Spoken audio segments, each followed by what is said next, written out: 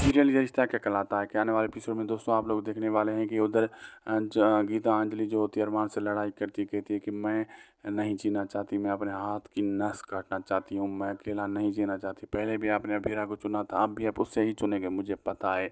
अरमान कहता है नहीं मैं ऐसा नहीं होने दूंगा, तुम ऐसा ना करो। तो वो कहती है तुम क्या करोगे मेरा अकेलापन दूर करने के लिए। तो अरमान के पास कोई जवाब नहीं होता।